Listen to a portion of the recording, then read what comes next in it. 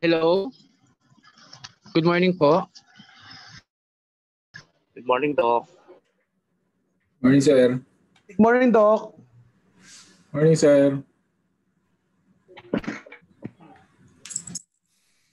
Good morning.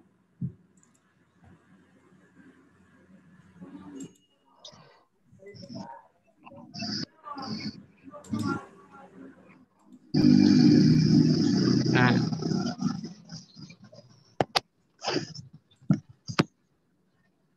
Two minutes lang po, ayusin ko lang po ito.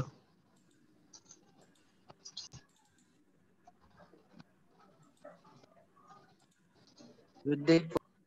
Okay.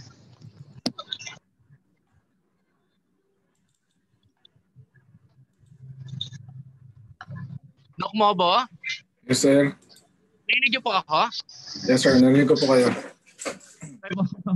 Nasa labas ako ng school ngayon eh. Okay, sir. Sige, okay na po. Para makakuha ko ng magandang signal po. So, ilan na po ba tayo ngayon dito, sir? Sir Mobo? Nasa 12 na po tayo. Sige.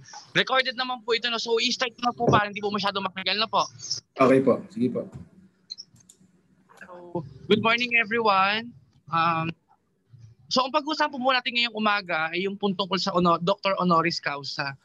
Una po sa lahat, yung pinaka-prelude po natin, mababasa niyo po yung definition ng Dr. Honoris Causa sa marami pong website kung ano po siya, kung bakit po siya ibinibigay, bakit po siya kailangang ibigay.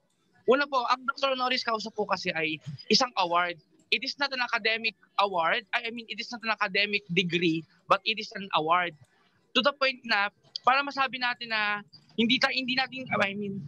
the point na para maparangalan natin yung mga taong worthy para sa honor po na yun. For example, some of our awardees in batch 1 po is 35 years nang nasa humanitarian service. And yet, hindi po siya graduate ng masteral or undergraduate po siya ng bachelor. So na-consider po namin yung kasi ang kanyang contribution sa lugar po nila is napakalaki at kilala po siya sa ibang lugar bilang humanitarian po. So we awarded her, kung kilala niyo po siya, si Ma'am Alma Bulawan ng ganyong pundok ng award po na gano'n. So let's start po. Basahin po natin yung sabi ng CHED na Memorandum Order Number 19 Series of 2014. Ang title po niya ay Enhanced Policies and Guidelines on the Conferment of Honorary Doctorates, Degrees by Higher Educations in the Philippines. Kung makikita po natin yung kanyang applicability, ano po siya, hindi po siya applicable para sa Theophany University. Kasi ang Theophany University po, una po sa lahat is ano po siya, sa ibang bansa po siya. Katulad po na sabi ni Dr. Mobo, mamaya po magsasalita po si Dr. Mobo, tukol po dito, iba po ang batas sa ibang bansa, tsaka iba pong batas sa Pilipinas. So, kumbaga, hindi siya applicable para sa atin. So, ganoon po. So, ang honorary degree po, katabi po dito, it is based on its long historical origin and international academic practice. An honorary doctorate or degree, honoris causa, ibig po sabihin yun sa Latin is for the sake of the honor. Ganun daw po. Ibinibigay yan as a thank you para sa mga tao po. So it is not an academic degree, but it is an award given to a person with distinguishable activities, like for example, in the field of literature, in the field of law, humanities, pedagogy or teaching, public administration, science, and technology. So that is one of the things na dapat nating maintindihan. So that's for the part. But any question po muna, mga kapatid? Doc Mobo? Doc Mobo? Yes, sir. Yes, sir. Wala po, sir. Questioning po muna sa part 1 ko ano po yung honoris causa. Open for question po. So sa honoris causa naman kasi as we define it, talagang ano siya, isang award talaga given to someone who's very accomplished talaga. In terms of their specialization and contributions. Dr. Mobo po, ang ating pong batch 1 Benemeritus. Ibig po sabihin ng Benemeritus, he is the model among the awardees. Parang siya yung pinakamataas. Ibig sabihin ng Benemeritus with great honor. Kumbaga sa cum laude, summa cum laude po yan sa ganyan.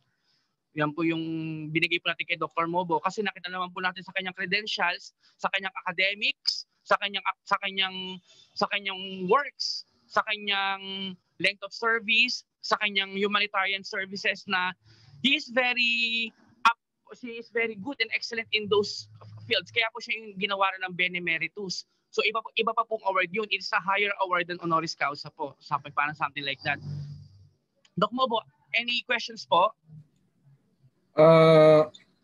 Ang ano kasi dito sir, most likely mga ibang questions kasi nila dito. How do, in terms of legality kasi ng honorary degree natin, kasi iba naman po kasi yung setup with the current situation with the local settings in the Philippines. Yun po kasi nagkakaroon ng comparison.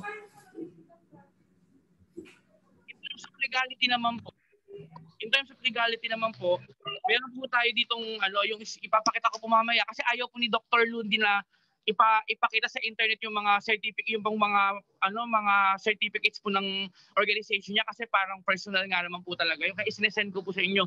Ipapakita ko po sa inyo kasi hindi ko pwedeng ipakita sa group chat kasi sabi ng mga judges, wag na lang din daw kasi merong spy.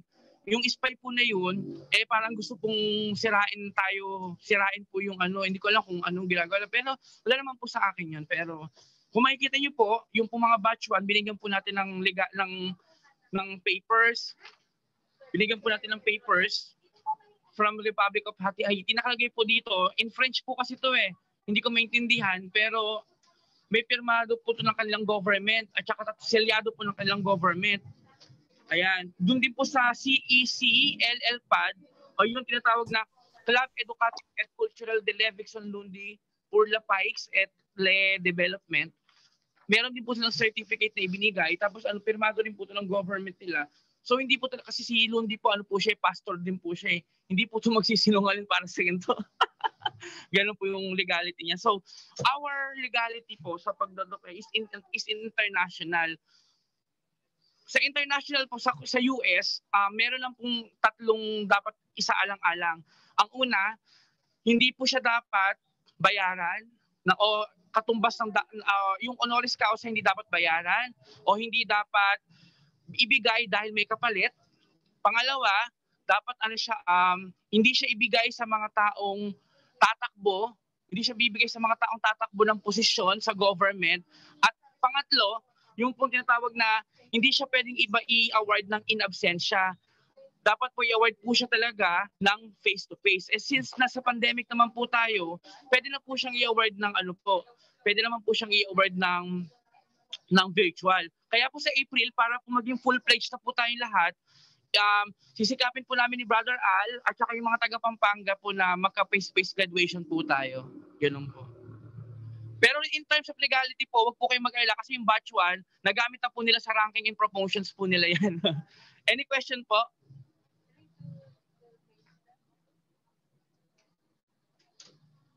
Doc Mobo? Siguro sir, yun lang na for now. In terms of lang naman yung legality lang sa mga questions ng ibang tao po. Okay, everything is legal, accredited, international, and recognized po.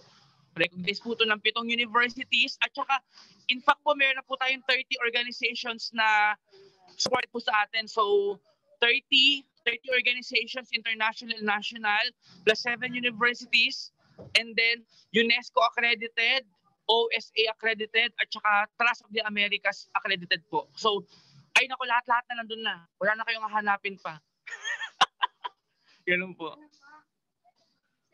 Doc Mobo, magpe-presenta po kayo, Doc Mobo? Explain ko lang siguro sir yung part ng difference between the honorary degree and dito sa Philippines at sa abroad. Yun na lang siguro po, i-explain ko na lang din. Yun nga po, yung binanggit po kanina ni Sir Saldi, ni Dr. Saldi, about the honorary degree sa Philippines and sa international scene. There's a big difference kasi there is their group na talagang may mga questions sila na tinatanong about the legality in terms Napuputol po Doc Mobo? In terms In terms of legality of the honorary degree, iba po talaga yung nasa Pilipinas. So kung titignan po natin yung settings po dito sa Philippines, that is based on the Circular Memorandum of the CHED, which is being stated in the CMOs na sometimes they offer honorary degree on a basis na someone who is mostly kasi na-award dito sa mga commencement exercise eh. Then someone who is talagang nag-excel sa kanilang area, just like yung binanggit ni saglit na pa.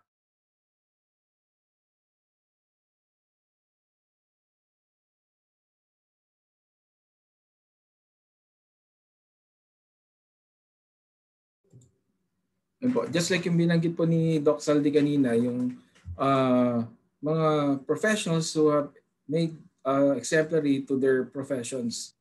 Yun po yung mga ginagawaran with very significant naman contributions like in the field of research and then other pertaining works na talagang nakilala abroad or local.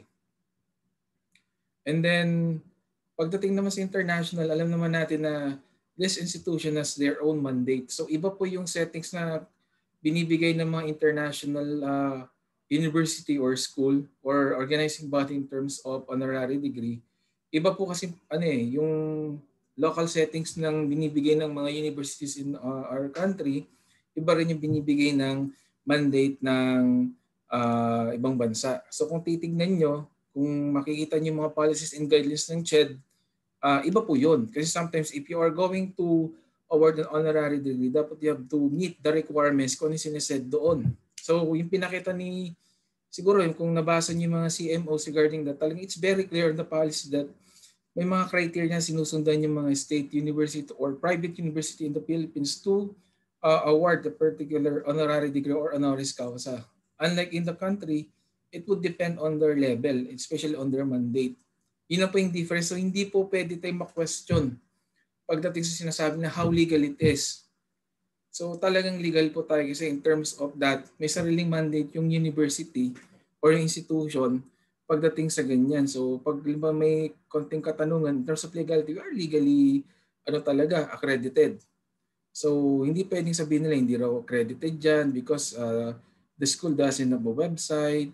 It depends. It's a case-to-case basis po yung pag-award nila ng honorary degree on a circumstances or basis po nun. So legally, we are accredited.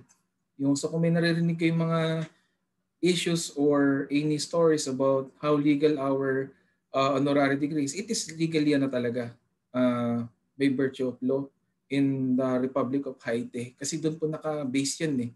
And then on the Ministry of Education, it depends kasi sa ibang bansa, every state, every country, they have their own law.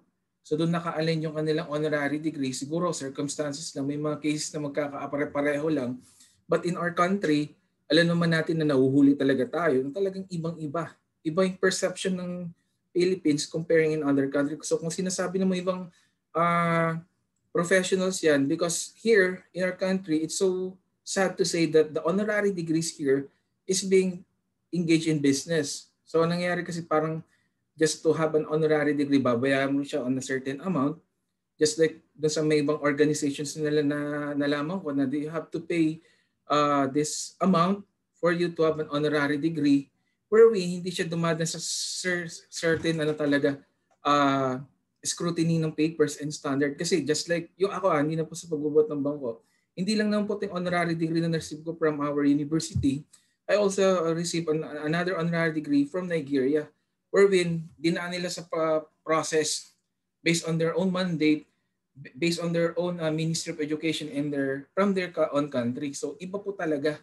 So kung may nagko-contest about how legal it is legally talaga accredited.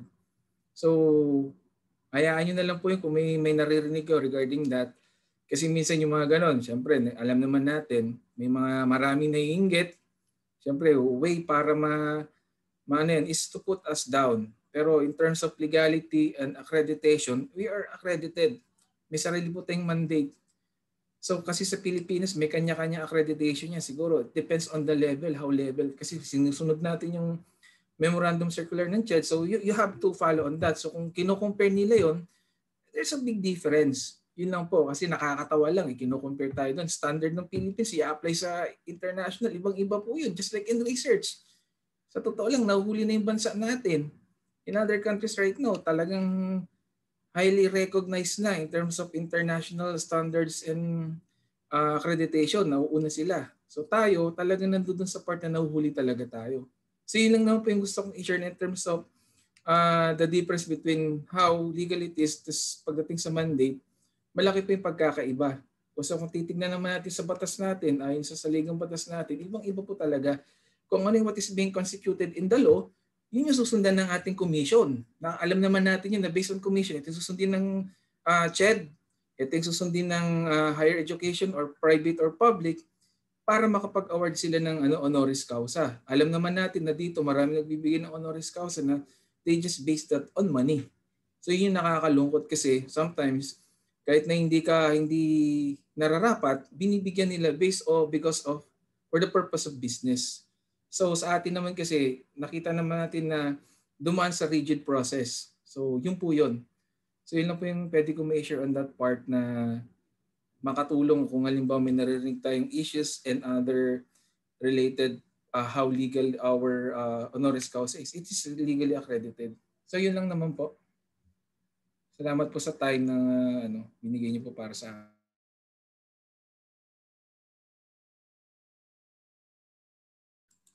sir, okay na po sir. Yun lang na po yung support na yung kinumpare in terms of the mandate.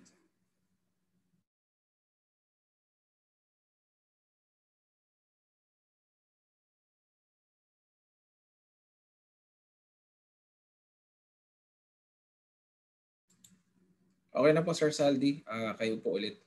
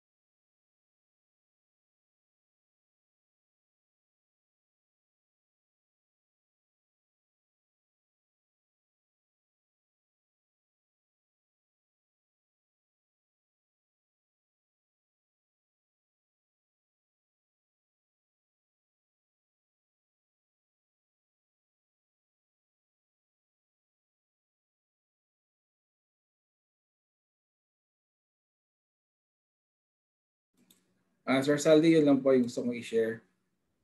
Yun lang naman po sa part ko. Siguro si Sir Saldi na yung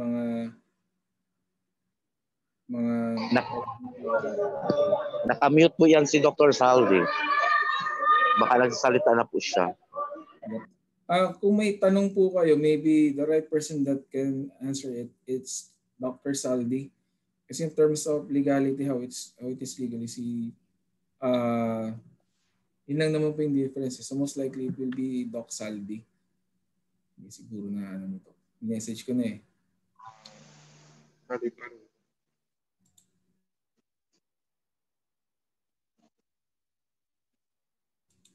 May gusto po ba kayo itanong regarding po dun sa honorary degree po? Kasi this is my second time. Doc Mobo? Yes po. Doc Mobo?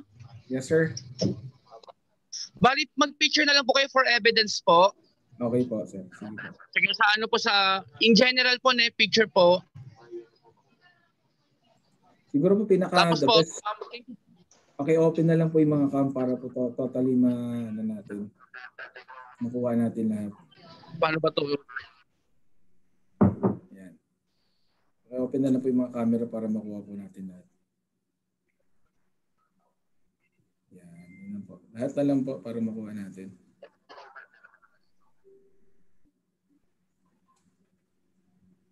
Yun. So sige, Doc Mobo. Okay na po sa akin, Doc Mobo. Hindi ko po ma-open camera ko. Sige po, ko na po. May mga naman na po eh. Sige, start ko na po ha. Sige po. Sige po.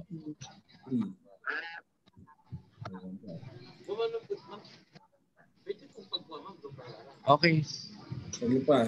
Ano ko lang. Start Okay ko na lang. po, Doc Mobo. Dali ba? Isa pa po. Meron pa kasi isang portion eh.